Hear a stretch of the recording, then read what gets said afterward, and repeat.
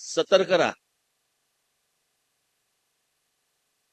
प्रत्येक ठिकाणी मध्ये इमारती गळीकृत केल्या जात आहेत, जमिनीचे पट्टे काढून घेतले जात आहेत.